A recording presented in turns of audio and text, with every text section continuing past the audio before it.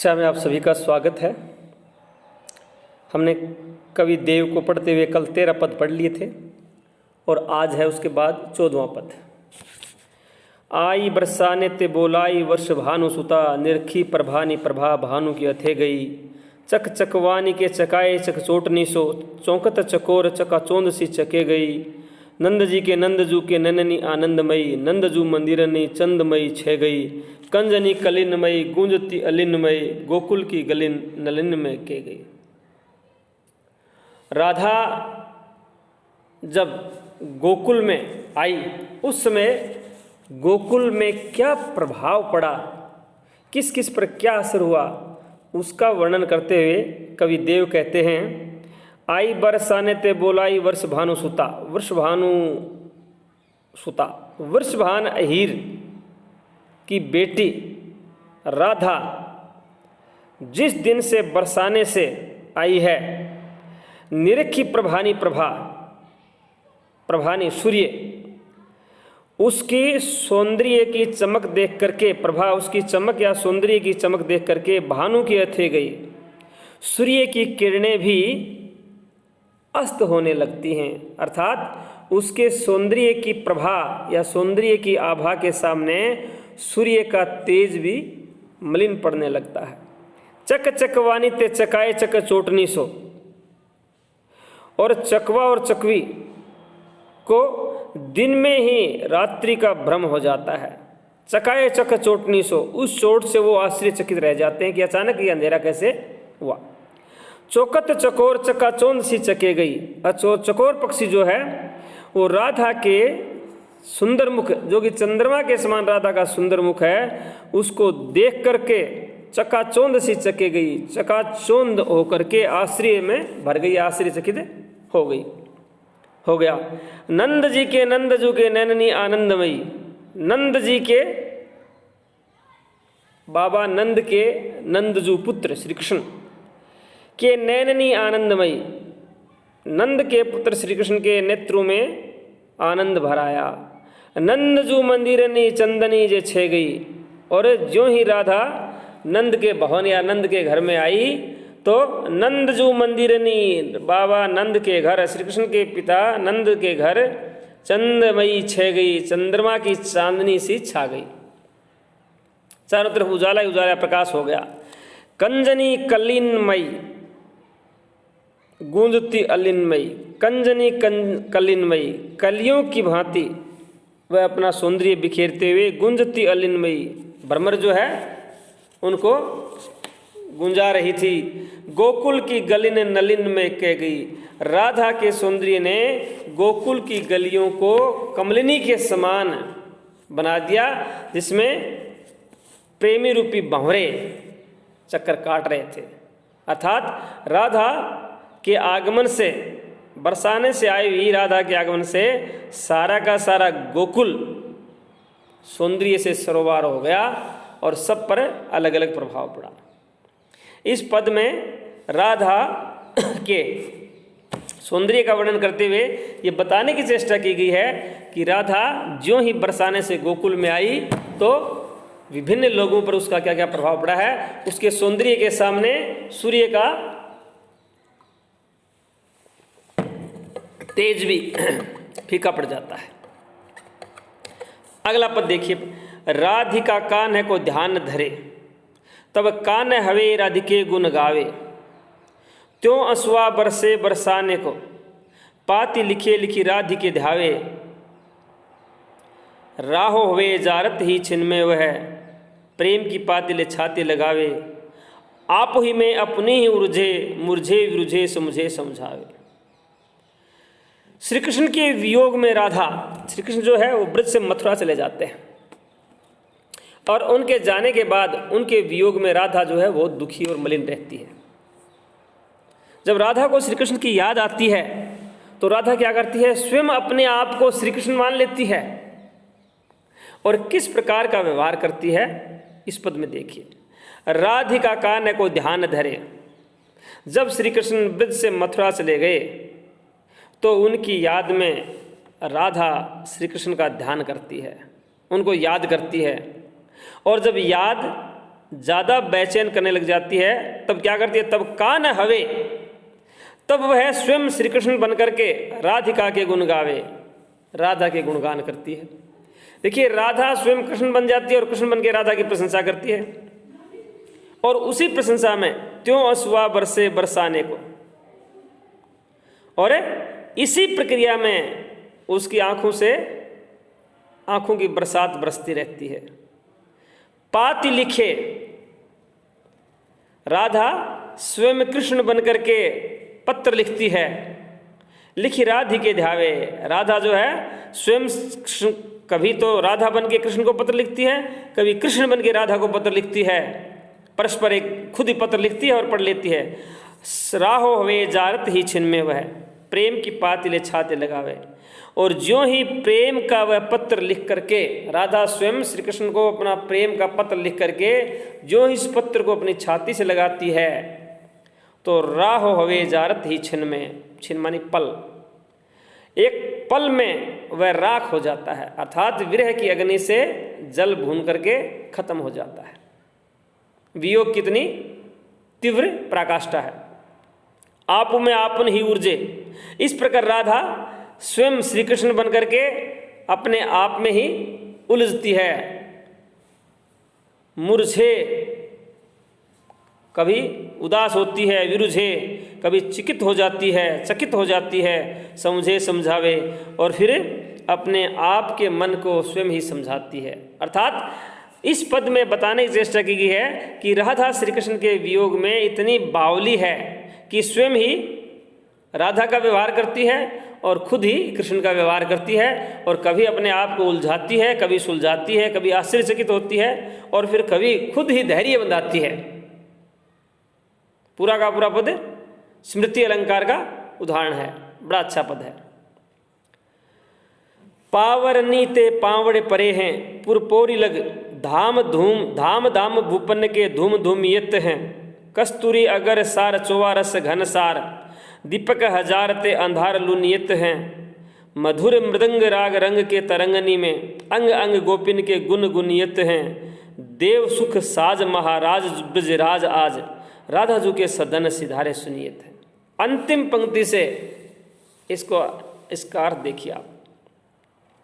श्री कृष्ण जब मथुरा से वापिस ब्रज आते हैं तो ऐसा सुना गया है, गोपियां ऐसा सुनती हैं कि आज श्री कृष्ण जो है वो राधा के घर पधारे हैं, और श्री कृष्ण के आगमन पर पूरे के पूरे ब्रज प्रदेश में और गोपियों के घरों में क्या क्या परिवर्तन और क्या क्या बदलाव आता है, उसका जिक्र इस पद में किया गया है। पावरनी ते पावड़े परे हैं पुर पोरी लग, पुर नगर, नगर में जब से श्री कृष्ण के पांव पड़े हैं तब से पोरी लग, उनकी पोली या उनका जो दरवाजा है सभी उसकी ओर भागे जा रहे हैं, लगे हुए हैं। धाम धाम धूपन के धूम धूमियत है, अनुप्रास अलंकार की बड़ी सुंदर छटा है। घर घर में अगर और धूप का धुआं निकल रहा है, क्योंकि श्री कृष्ण आए हैं, उनके आगमन में खुशियां मनाई जा रही हैं। कस्तूरी अगरू सार चौवारस घनसार, सुगंधित पदार्थ, घनसार वैसे कपूर होता है, चौवारस एक पदार्थ होता है जलाने का जिससे सुगंध निकलती है। कस्तूरी अगरू इनका समूह है, और सुगंधित पदार्थों का जो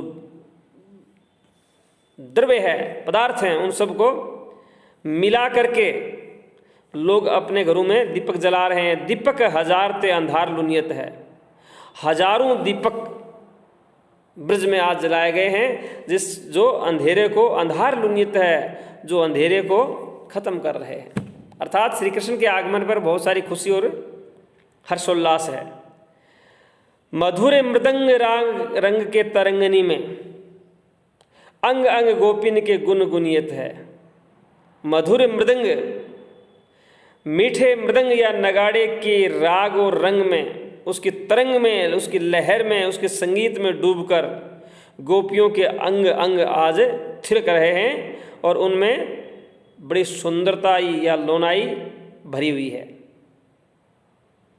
देव सुख साज महाराज ब्रजराज आज, कवि देव कहते हैं कि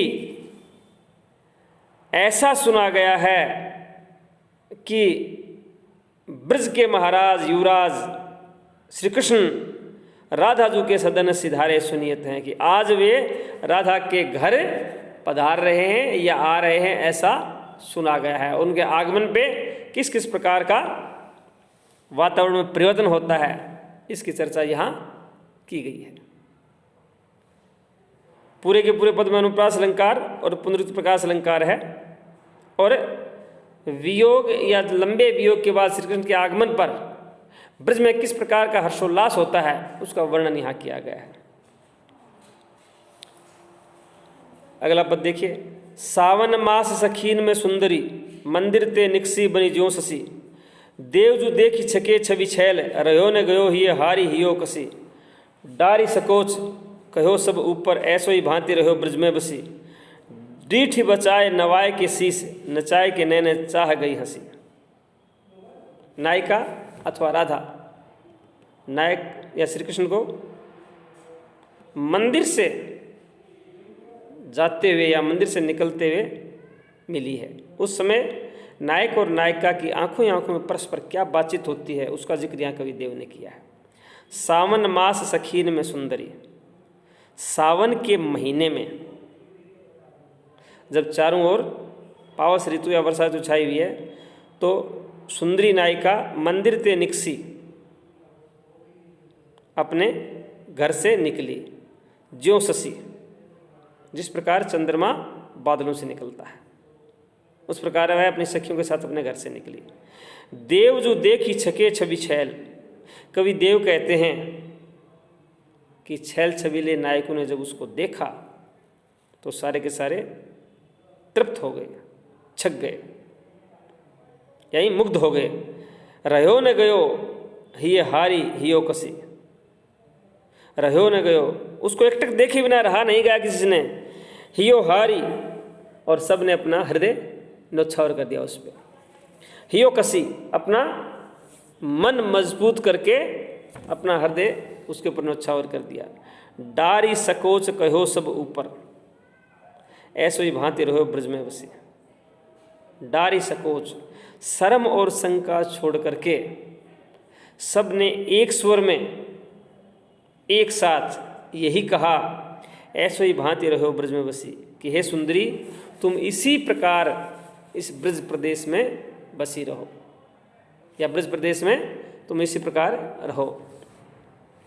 डीठ बचाए नवाए के शीस, और नायक श्री कृष्ण के इस प्रकार कहने से लोगों की दृष्टि बचा करके नवाए के शीस, अपने सिर को झुकाया नायिका ने। नचाई के नैन नचाह गई हंसी, और अपने नेत्रों को नचा करके हंसकर अपनी चाहत को प्रकट कर दिया। इस प्रकार नायक और नायिका के परस्पर सौंदर्य का और एक दूसरे के आकर्षण का जिक्र इस पद में किया गया है। अनुप्रास अलंकार का अच्छा प्रयोग है, और पहली पंक्ति में निकसी बनी ज्यों शशि, यहाँ उपमा अलंकार का जिक्र किया गया है। नायिका की तुलना उपमा से नहीं, चंद्रमा से की गई है। अगला पद देखिए। खोरी लो खेलन आवतियन तो, आलिन के मत में परती क्यों। दे गोपाल ही देखती ये ने तो, या विरहानल में बरती क्यों। बापुरी मंजुल आम की बाल, सुभाल सी है उर में अड़ती क्यों। कोमल बोल के क्वेली या कुरी, करे जिनको किरची करती क्यों। राधा ने श्री कृष्ण से प्रेम किया और उसके वियोग में इसको किस प्रकार के दुख या कष्ट सहने पड़ते हैं उसका जिक्र करते हुए राधा कह रही है, खोरी लो खेलन आवतियन तो, अगर मैं गली में खेलने के लिए नहीं आती, मैं गलियों में खेलने के लिए क्यों आई, और आई तो कोई बात नहीं है, आलिन के मत में पड़ती क्यों, सखियों के मत में या सखियों की संगत में पड़ के मैं बाहर क्यों निकली, अर्थात मैं श्री कृष्ण तक क्यों गई, श्री कृष्ण से प्रेम मुझे क्यों हुआ। देव गोपाल ही देखती ने तो, कवि देव कहते हैं कि राधा कह रही है गोपाल ही देखती ने तो, अगर मैं श्री कृष्ण को देखती ही नहीं श्री कृष्ण मुझे नजर ही नहीं आते, मैं उनको देखती ही नहीं, तो या विरहानल में बरती क्यों, बरती माने जलती, तो इस विरह की अग्नि में आज क्यों जलना पड़ता। अर्थात मैंने बहुत गलती की। अगर मैं अपनी गली से बाहर खेले नहीं आती और श्री कृष्ण को देखती ही नहीं, तो इस विरह की आग में नहीं जलना पड़ता। बापुरी मंजुल आम की बाल, बेचारी सुंदर कोमल बालिका, सुभाल सी है, जो बड़ी सुंदर और कोमल है, उसके सुभाल सी है उर्मे अरती क्यों, तो उसके हृदय में श्री कृष्ण की छवि भाले के समान बन करके क्यों उड़ती। उस कोमल बालिका के हृदय में श्री कृष्ण की छवि भाले की नोक के समान भला क्यों चुभती। कोमल बोल के क्वेलिया कुरी, कि मधुर और कोमल बोल बोल करके जो केलिया क्रीड़ाएं की थी श्री कृष्ण के साथ, वो अगर नहीं करती, क्रेजिन को किर्च करती क्यों, तो आज हृदय जो है किरचे टुकड़े टुकड़े, आज हृदय को टुकड़े टुकड़े नहीं होना पड़ता। अर्थात राधा जो है उसको अपने आप पर गुस्सा या झल्लाहट हो रही है कि मुझे प्रेम करना ही नहीं था श्री कृष्ण से, उनसे देखती नहीं तो मेरा ये हाल क्यों होता। इस प्रकार वह अपने आप को या अपने मन को दोष देती हुई उसे धिक्कारती है। धन्यवाद। आज इतना ही, बाकी बाद में।